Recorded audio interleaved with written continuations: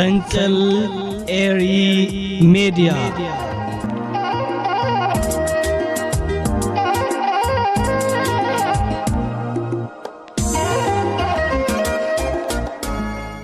ሰላም ተኸታተልቲ መደባት ፈንቅል ኤሪ ሚዲያ ከመይተምሲው ንሎም ቀዳም ሰለስተ ጥር ዝበልኮ በካላይ ትሕዝቶ መደባት ቀሪበለኹ ንመገታልኩም ብኽብሪ ይዕድም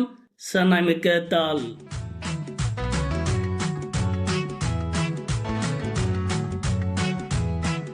ክብራት ተኸታተልቲ በቲ ቀዳማይ ንሪያ ገዳስ ዛዕባ ምስ እንፍልም መንግስቲ ኢትዮጵያን ስርዓት ብልጽግናን ነት እስራኤል ንሶማሊላንድ ከም ሃገር አፍሉጦ ዝሃበትሉ መንገዲ ኢትዮጵያ ውሳነታትያን መርገጽያን እንታይ መስል ሎሚ ብመንገዲ ኣብ ሶማል ዝርከብ ኣምባሳደሮ ምላሽ ሂቡ ይርከባሎ እዚ ኣምባሳደር ምስ ቢቢሲ ቋንቋ ኦሮምኛ ኣብ ዘካየዶ ጻንሒት ኢትዮጵያ እስራኤል ንሶማሊላንድ ከም ሃገር አፍሉጦ ዝሃበቶ أقدم دعوات قداي زخوان يكون تفولت أنجر كم زين برا دهر محبار إسرائيل زوسرت توسانتات أسم بعدين هند بتاون سلز نبرة إثيوبيا نزوكنتات بسقطة تكتاتلون تعجبون تصنعن كم زلا دهر محبار مراقبتات هجرات علم بفلايكا مراقبتات ناي قرباب هجراتن ناي مبرق أفريكان نمنتا إثيوبيا سقطة مريتا نزوكنتات تعجب الله نزبل جاربو زلو حتتات ملاش كهبن كلو ኢትዮጵያ ጥራይ ኮነት ብዙሓት ሃገራት ዓለም ነቲ እስራኤል ንሶማሊላንድ ከም ሃገር አፍልጦ ዝሃበቶ በሰቅታ እናተኸታተሎን እናተዓዘቦን ዝርከባ ዘለዋ ንምንታይ ኢትዮጵያ አፍልጦ ዝሃበት ኢሉ ኣብ ልዕሊ ኢትዮጵያ ጥራይ ከምዚ ዓይነት ጸጥታት ዝመጽእ ዘሎ ከገረመና ኣይተረፈን ክብል ምላሽ ይርከባሎ ኢትዮጵያ ነዚ ጉዳይ ኣጽኒዓ ማዓስያ ናይ ሞዳታ ውሳነታታ ክትፍልጥ ንዝብል ኣብ ሞዳታ ንዝቐረበሉ ሕቶ ኢትዮጵያ ነቲ ኩነታት ተጽንዐላ ናይ ግዜ ገደብ ግን ፍጹም የለን ክብል እዩ ምላሽ ሂቡ ዝርከብ ዘሎ ስርዓት ብልጽግና እዚ ኣብ ጉዳይ ሶማሊላንድ ስቕታ መሪፅሉ ዝርከብ ዘሎ ኩነታትን ኣመታትን ንምርዶ ዘሸግር ኣይኮነን ምስ ካልኦት ሃገራት ብፍላይካ ምስ ኢማራትን መንግስቲ ኬንያን ብምትሕብባር ንሶማሊላንድ ከም ሃገር ኣፍልጦ ክህባ ኣብ ሸበድበድ ይርከብ ከም ዘሎ ኣብ ዝተፈላለዩ እዋናት ሓበሬታታት ክወፅእ ጸኒሕናሎን ላዕሎት ሰበስልጣን ናይ ሶማሊላንድ እውን ናብ ኣዲስ ኣበባ ምምልላስ ስራሕ ኢሎም ተታሒዞም እዮም ዝርከብ ዘለው እዚ ኣምባሳደር ኢትዮጵያ ኣብ ሶማል ሎሚ ሂቦ ዝርከብ ዘሎ ከምዚ ዓይነት ሓበሬታ ንብዙሓት ሶማላውያን ኣቆጢዑ ይርከባሎ ስርዓት ብልጽግናን ዕሸል መራሒ ኢትዮጵያ ኣብይ ኣሕመድን ነቲ ፍሹልን ውድቕን ዝኾነ መራሒ ሶማል ሓሰን ሼክ መሕሙድ ኣብ መፈንጠራ ብምእታው ኣብ መወዳእታ ብኸምዚ ዓይነት መንገዲ ክጉሕፍዎን ክጻወትሎን ንዕዘብ ኣለና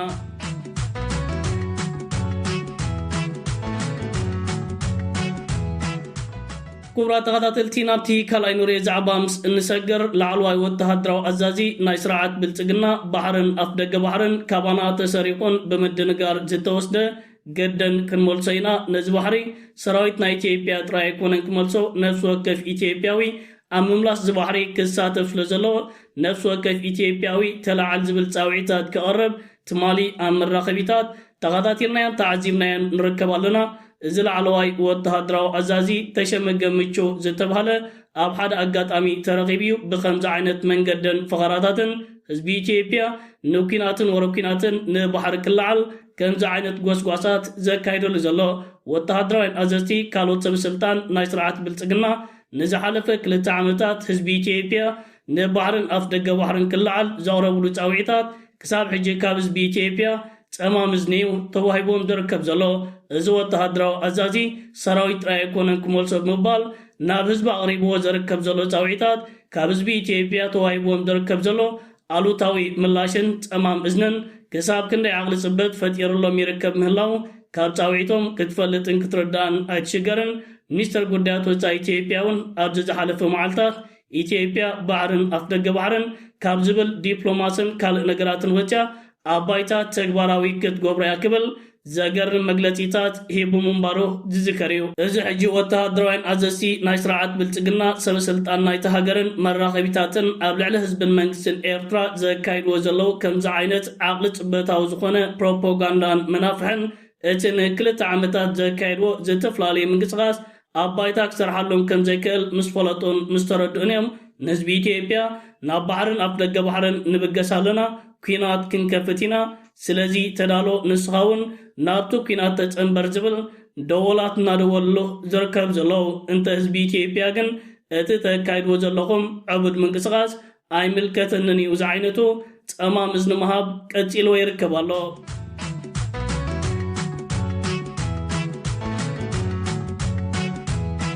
ክቡራት ተኸታተልቲ ናብ ሳልሳይ ንሪኣ ገዳስ ዛዕባ ምስ እንሰገር ብመሰረት መራኸቢታት ሃገራት ዓረብ ዝፅብጭቦ ዘለዋ ዜናታት ላዕለዎት ወተሃደራውያን ኣዘዝቲ ናይ ስዑድ ዓረብ ኣብ ቀረባ እዋናትን ቅንያትን ናብ ኤርትራን ሱዳንን ናይ ስራሕ ምብፃሕ ከካይዱ ምዃኖም ሓበሬታታት ሒዘን እናወፃ ይርከብ ኣለዋ። ብመሰረት እዚ ዝወፅእ ዘሎ ሓበሬታታት እዞም ላዕለዎት ወተሃደራውያን ኣዘዝቲ ናብ ኤርትራን ሱዳንን ብምቕናዕ ምስ ሰበስልጣን መንግስቲ ኤርትራን ናይ ሱዳንን ብፍላይ ከዓ ምስ ወተሃደራውያን ኣዘዝቲ ርክባትን ዘርባትን ብምክያድ ኣብዚ ዞባን ኣብዚ ማያትን ተፈጢሩ ዝርከብ ዘሎ ኩነታት ብዛዕባኡ ከዘራረቡን ኣገዳሲ ውሳነታት ክወስዱን ክሕልፎን ናብ ክልቴን ሃገራት ናይ ስራሕ ምብፃሕ ከካይዱ ምዃኖም እዩ ኣብዚ ሓበሬታታት ተጠቒሱን ተገሊፆን ዝርከብ ዘሎ።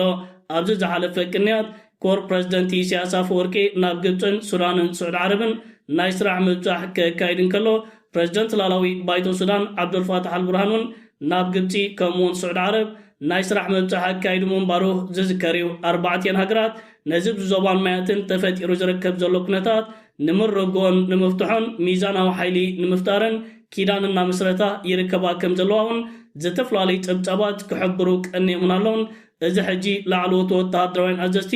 ናብ ኤርትራን ሱዳንን ናይ ስራሕ ምብፃሕ ከካይድ እዮም እናተባህለ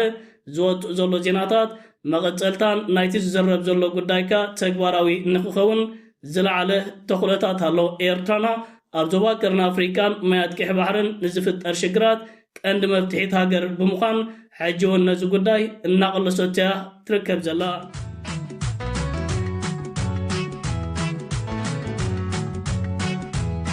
ክቡራት ተኸታተልቲ ናብ ትራብዓይ ናይ መወዳእታ ንሪኦ ዛዕባ ምስ እንሰገር ሎሚ ኣብ ዓለምና ሓደ ኣዝዩ ዘሕፍር ዘነውር ዘሰንብድ ጉዳይ ተፈፂሙ ይርከብ ኣሎ።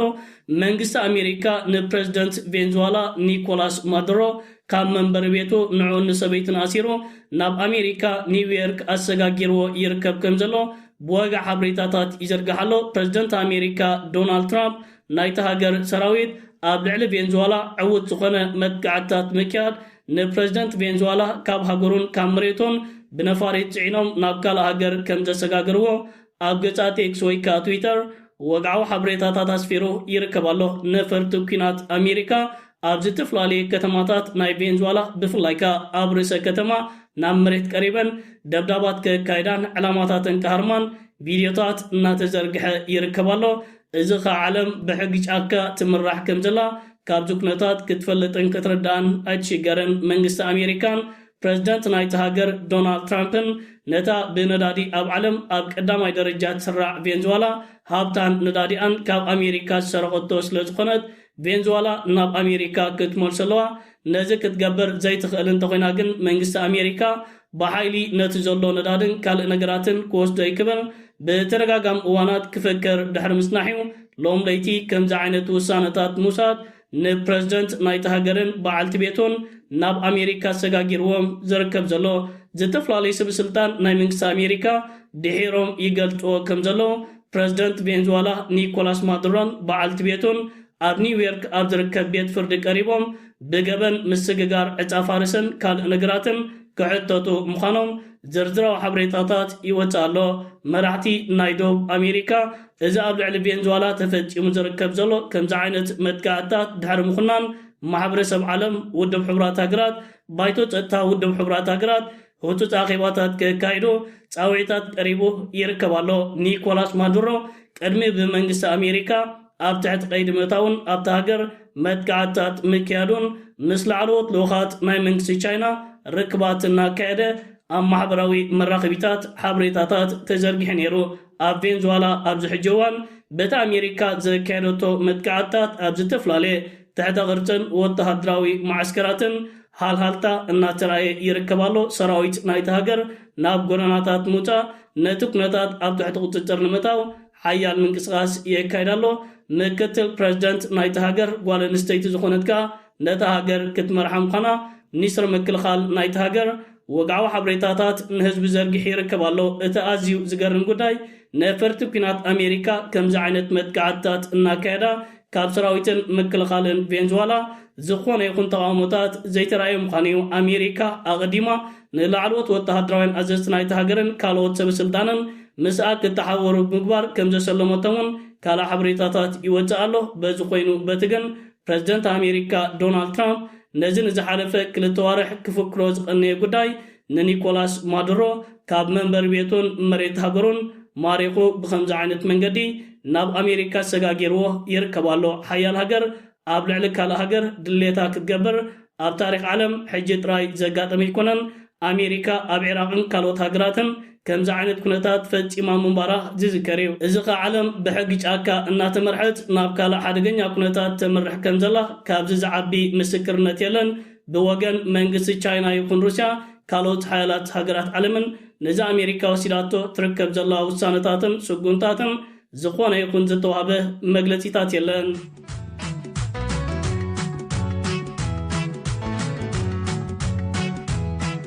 ክቡራት ተኸታተልቲ ፈንቅል ኤሪ ሜድያ ንሎሚ ኣዳልየ ዝነበርኩ ካልኣይ ትሕዝቶ መደባት እዚ ክትከታተልዎን ክትዕዘብዎን ዝፀናሕኩም እዩ ዝመስል ነይሩ። ፅባሕ ብካልእ መደባት ክሳብ እንራኸብ ሰላም ወሰናይ ኣብ ዘለኹሞ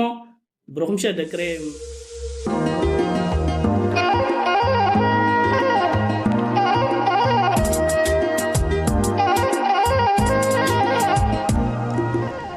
ፈንቅል ኤሪ ሜድያ